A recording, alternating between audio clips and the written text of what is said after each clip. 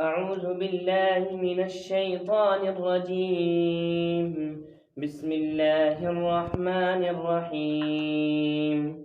قل هو الله أحد الله الصمد لم يلد ولم يولد ولم يكن له كفوا أحد. صدق الله العظيم.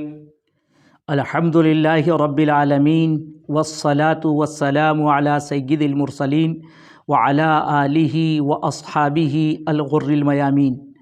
اعوذ باللہ من الشیطان الرجیم. بسم اللہ الرحمن الرحیم. قل هو اللہ احد اللہ الصمد. یہ سورۃ الاخلاص کے نام سے موسوم ہے. یہ صورت حضرت رسول پاک صلی اللہ علیہ وسلم پر مکہ مکرمہ میں نازل ہوئی. اس صورت میں 4 آیتیں ہیں. اس صورت کا سبب نزول یہ بیان کیا جاتا ہے. مشرکین مکہ نے حضرت رسول پاک صلی اللہ علیہ وسلم سے یہ دریافت کیا کہ آپ اپنے رب کا نسب بیان فرمائیں.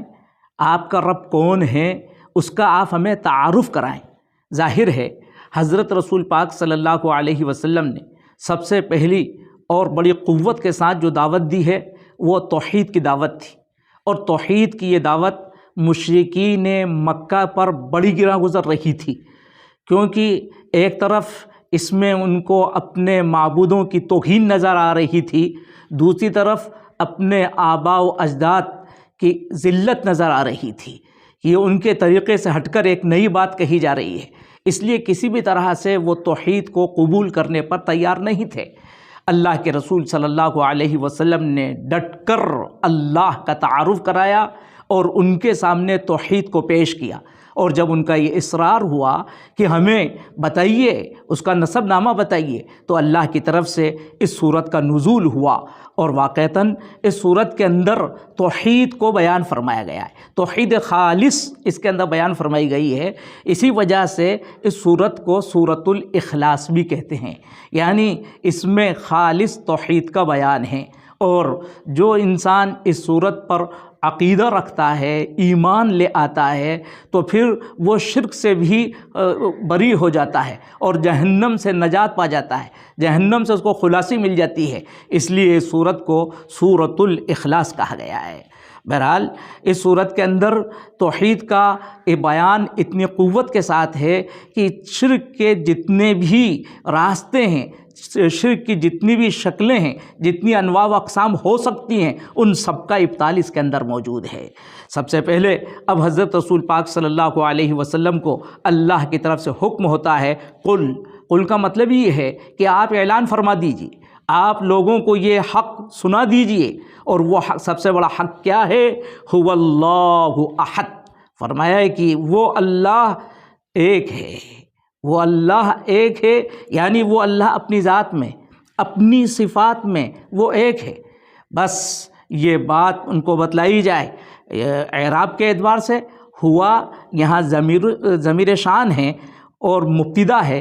اللہ مبتدا ثانی ہے، احد مبتدا ثانی کی خبر ہے.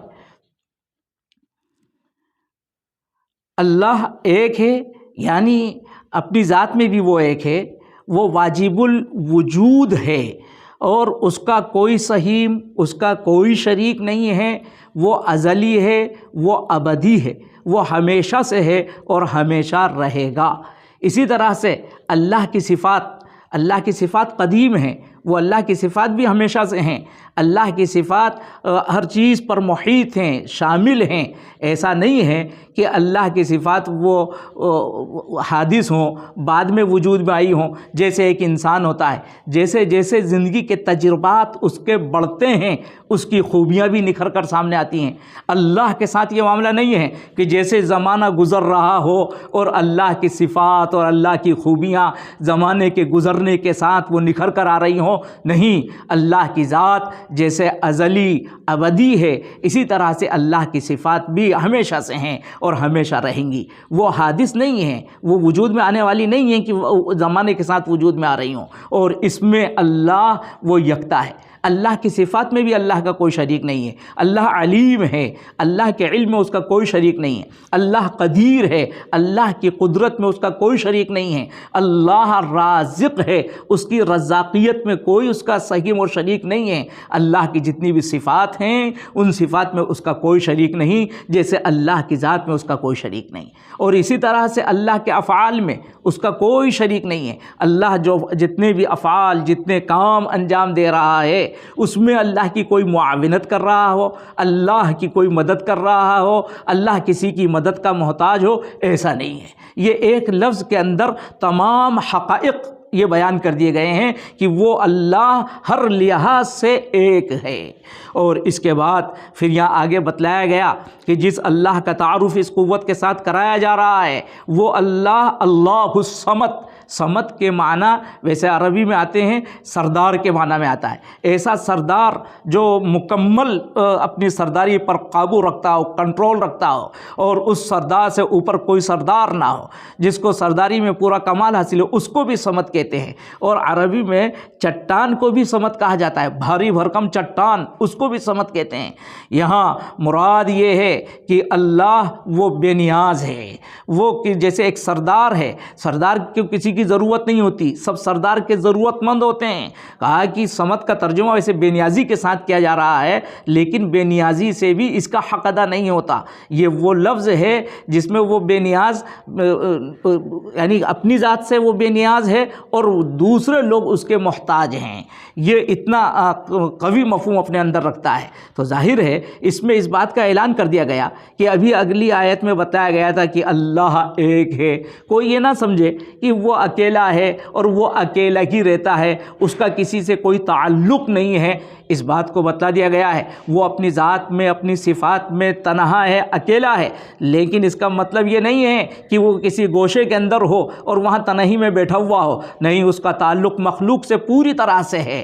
ساری مخلوق اس کی محتاج ہیں اور وہ کسی کا محتاج نہیں ہے۔ اور اس میں اس بات کا بھی اعلان ہو گیا ہے کہ اس کو کسی کی کوئی ضرورت نہیں ہے، وہ تمام لوگوں کی ضرورتوں کو براہ راست پورا فرما رہا ہے۔ اس کو کسی واسطے کی ضرورت نہیں، اس کو کسی کی شفاعت کی ضرورت نہیں، وہ کسی سہارے کی اس کو ضرورت نہیں، کسی درمیانی واسطے اور ایجنٹ کی اس کو ضرورت نہیں جو اس کو کسی چیز سے واقف کرائے۔ وہ تو صمد ہے، وہ مکمل ہے، وہ اپنی ہر صفت کے اندر مکمل ہے، وہ اپنے ہر کام کے اندر مکمل ہے، اور اس کے اوپر اور اس کے کسی چیز کا وہ محتاج نہیں ہے۔ لہٰذا وہ لوگ جو اللہ کی ذات میں شفیع بنا دیتے ہیں، درمیان میں کوئی واسطہ بنا دیتے ہیں، اور وہ سمجھتے ہیں کہ اس واسطے کے ذریعے سے ہم اپنے اللہ تک پہنچیں یا اپنی بات اللہ تک پہنچائیں، ان کی اس بات کی نفی کی جا رہی ہے۔ اللہ کسی واسطے کا محتاج نہیں ہے، اللہ بے نیاز ہے، اللہ الصمد۔ گویا کی پہلی آیت کے اندر شرک فی العبادہ کی نفی کر دی گئی کہ اللہ ایک ہے، وہ اس کی عبادت میں آپ کسی کو شریک اور سہیم نہیں کر سکتے۔ اور یہاں یہ بتلا دیا گیا کہ اب اسی طرح سے وہ استعانت میں بھی آپ مدد لینا چاہیں تو اس میں بھی وہ یکتا ہے، آپ کو اس سے مدد لینے کے لیے کسی واسطے کی ضرورت نہیں ہے۔ اور یہی بات سورۃ الفاتحہ کے اندر کہی گئی ہے، ایاک نعبد و ایاک نستعین، ہم تیری ہی عبادت کرتے ہیں اور ہم تجھ ہی سے مدد مانگتے ہیں، اس لیے کہ اللہ ہی سے مدد مانگی جائے گی اور اس میں کوئی واسطہ اختیار نہیں کیا جائے گا، اس لیے کہ وہ بے نیاز ہے، اس کو کسی واسطے کی ضرورت نہیں ہے۔ پھر آگے بڑی قوت کے ساتھ اس حقیقت کو بھی بتلا دیا گیا، لم یلد، اس نے کسی کو جنا نہیں ہے، اس کی کوئی اولاد نہیں ہے۔ اور ظاہر ہے کہ مشرکین مکہ تمام فرشتوں کو اور جتنے مشرک ہیں وہ اپنی اپنی دیویوں کو اللہ کی اولاد ثابت کیا کرتے تھے۔ وہ کہا کرتے تھے کہ فرشتے اللہ کی بیٹیاں ہیں۔ قرآن مجید نے برملا اعلان کر دیا ہے کہ اللہ کا کوئی بیٹا نہیں ہے، اللہ کی کوئی بیٹی نہیں ہے۔ لم یلد، اس نے کسی کو جنا نہیں ہے۔ اس میں تردید ہو گئی، اس میں انکار ہو گیا، مشرک مشرکین کے شرک کا بھی، اور اسی طرح سے نصارہ جو حضرت عیسیٰ علیہ السلام کو علیاذ باللہ اللہ کا بیٹا کہہ دیتے ہیں۔ قرآن نے اعلان کر دیا اللہ کا کوئی بیٹا نہیں ہے۔ وہ یہود جو حضرت عزیر علیہ السلام کو اللہ کا بیٹا کہہ دیتے ہیں، یہاں قرآن نے اعلان کر دیا کہ وہ اللہ کے بیٹے نہیں ہیں۔ ہے کہ تمام شرک کے جتنے بھی راستے ہو سکتے ہیں اور جتنی بھی شکلیں ہو سکتی ہیں ان سب کا انکار کیا جا رہا ہے۔ آگے فرمایا ولم یولد، اور اس کو جنا نہیں گیا ہے، یعنی اس کا کوئی والد نہیں ہے۔ اللہ ہمیشہ سے ہے، اللہ کے اوپر کوئی نہیں ہے، اللہ ازلی ہے اور وہ اللہ ابدی بھی ہے۔ اور اس میں اس بات کو بھی بتلا دیا گیا ہے کہ وہ اگر کسی کی اولاد ہوتا تو ظاہر ہے کہ جس طرح سے اولاد باپ کو عدم لاحق ہوا، باپ اس دنیا سے ختم ہو گیا، تو یہ اولاد بھی ختم ہو جائے گی۔ گویا کہ اس بات کا انکار کر دیا گیا ہے۔ اللہ ہمیشہ سے ہے، ہمیشہ رہے گا، وہ کبھی فنا ہونے والا نہیں ہے، اس پر کبھی زوال آنے والا نہیں ہے، وہ کسی کی اولاد نہیں ہے۔ وَلَمْ يَكُنْ لَهُ كُفُوًا أَحَدٌ، اور پھر آگے بڑی قوت کے ساتھ اس کو بھی بتلا دیا گیا کہ اس کا کوئی ہمسر نہیں ہے، اس کے کوئی برابر نہیں ہے۔ کفو کے معنی عربی میں آتے ہیں برابر کے، ہمسر کے، یعنی جیسے شوہر اور شوہر کی برابر اس کی بیوی۔ اب بیوی کو بھی کہہ دیا گیا کہ اس کی کوئی بیوی نہیں ہے، اس بات کا انکار کر دیا گیا۔ اور وہ جیسے مجوسیوں کا عقیدہ یہ تھا کہ انہوں نے دو الہ اور دو معبود بنا رکھے تھے، ایک معبود شر کا ہے، ایک معبود خیر کا ہے، ایک اندھیرے کا ہے، ایک اجالے کا ہے۔ کہا کہ ایسا کچھ نہیں ہے، اس کا کوئی ہمسر نہیں، اس کا کوئی شریک نہیں ہے۔ گویا کہ شرک کے جتنے بھی دروازے ہو سکتے ہیں وہ اس صورت کے ذریعے سے بند کر دیے گئے۔ اسی لیے اس صورت کی بڑی اہمیت ہے۔ حضرت رسول پاک صلی اللہ علیہ وسلم نے ایک مرتبہ قسم کھا کر فرمایا والذی نفسی بیدہ انہا لتعدل ثلث القرآن، اس ذات کی قسم جس کے قبضے میں میری جان ہے، یہ ثلث القرآن کے برابر ہے۔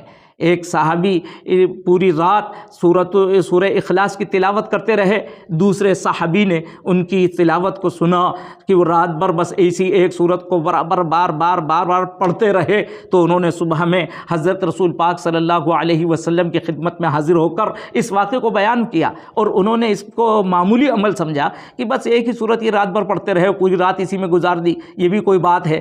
جب انہوں نے حضرت رسول پاک صلی اللہ علیہ وسلم کے سامنے اس بات کو بیان کیا، اس وقت حضرت رسول پاک صلی اللہ علیہ وسلم نے بڑی قوت کے ساتھ فرمایا والذی نفسی بیدہ انہا لتعدل ثلث القرآن، اس ذات کی قسم جس کے قبضے میں میری جان ہے، یہ صورت کوئی معمولی صورت نہیں ہے، یہ تو ثلث قرآن کے برابر ہے۔